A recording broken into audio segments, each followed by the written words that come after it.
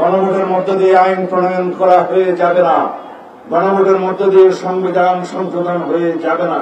গতকালকে বাংলাদেশে একটি আদেশ জারি করা হয়েছে, রাষ্ট্রপতির আদেশ, এবং একই সাথে জুলাই জাতীয় সনদ সহ সেই আদেশের উপরে গণভোট অনুষ্ঠানের জন্য আহ্বান করা হয়েছে।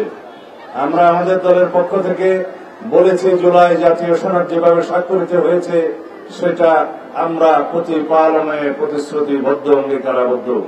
জুলাই জাতীয় সনদ যেভাবে রচিত হয়েছে, প্রণীত হয়েছে, স্বাক্ষরিত হয়েছে, সেই জাতীয় সনদ আমরা অক্ষরে অক্ষরে প্রতিপালন করার জন্য অঙ্গীকারাবদ্ধ।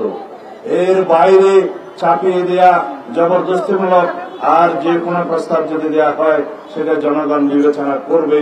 গণভোটের মাধ্যমে একই দিনে জাতীয় সংসদ নির্বাচনের দিনে জনগণের সম্মতি গ্রহণের জন্য যে প্রস্তাব করা হয়েছে সেটাকে আমরা স্বাগত জানিয়েছি।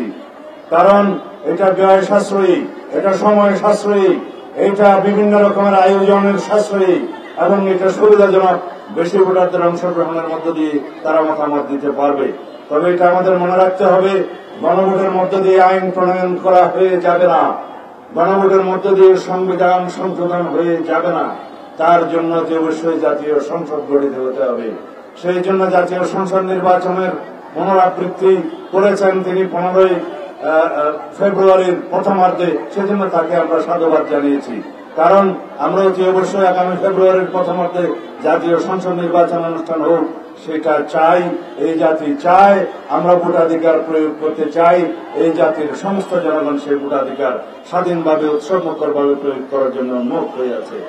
আমরা মনে করি বাংলাদেশের সেই জাতীয় সংসদের সার্বভৌমত্ব যাতে খর্ব না হয়, সেই জন্য আমরা কোন আরোপিত আইন দিয়ে, আদেশ দিয়ে, যে কোন রকমের জবরদস্তিমূলক প্রস্তাব দিয়ে জাতীয় সংসদের সার্বভৌমত্বকে আমরা হস্তক্ষেপ করাতে দিতে চাই না। কারণ এটাই বাংলাদেশের একমাত্র সার্বভৌম হাউস, যে সার্বভৌম হাউসে জনগণের প্রতিনিধিত্ব করে, তাদের সার্বভৌম প্রতিনিধিত্ব করে তাদের জাতীয় সংসদ যারা নির্বাচিত হয় তাদের মধ্য দিয়ে। বাংলাদেশে একমাত্র হাউস, বাংলাদেশের জাতীয় সংসদের সার্বভৌম হাউস, যে হাউসের যে কোনো আলাপ আলোচনা কার্যক্রম আদালতে চ্যালেঞ্জ করা যায় না। সেই জাতীয় সংসদের সার্বভৌমত্বকে ডিকটেট করানোর মতো কোন প্রস্তাব, কোন আরোপিত বিষয় থাকতে পারে না। সেটা আমরা পুনরুচ্চারণ করছি।